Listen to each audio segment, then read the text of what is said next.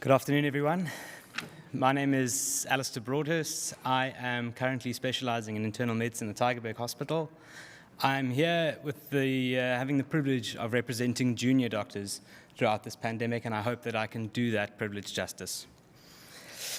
Junior doctors have formed much of the bulwark of the hospital's clinical response to COVID.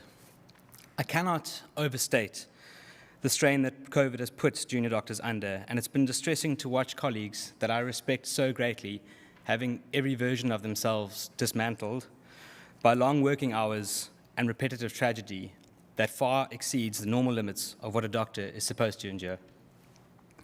The majority of patient and family interactions are done by junior doctors, and we form a treatment team with the patient and their family.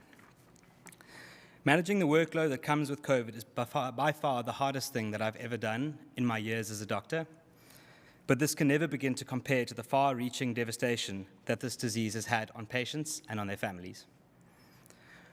The public are spared the details of the tragedy that COVID can inflict on patients and their families, but after 18 months of being the person to deliver the innumerable 4 a.m. phone calls to husbands, wives, mothers, fathers, and children to inform them of the loss of their loved ones, I would say that frontline healthcare workers and those patients and their families should be taken seriously when it comes to perspectives on COVID-19 and the devastation that it can cause.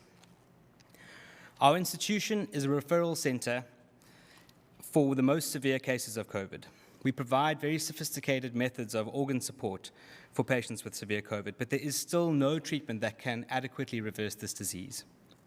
Particularly in this third wave of infections, there has been an alarming rate of young people that have been admitted with severe COVID, in addition to those with the more traditional risk factors. Many have died, and many will never recover to their pre-infection states. The development of COVID vaccines has been a high point in modern medicine. It should be viewed as something that provides hope that life may still return to normal. Vaccines are being maligned by a small group of vocal people who are literate in neither medicine nor science.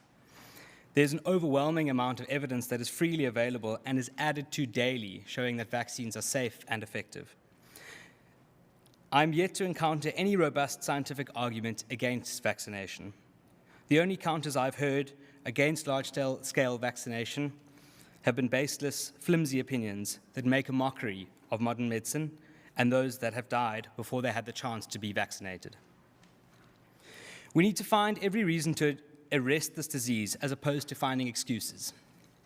We all construct our opinions from the information that we receive.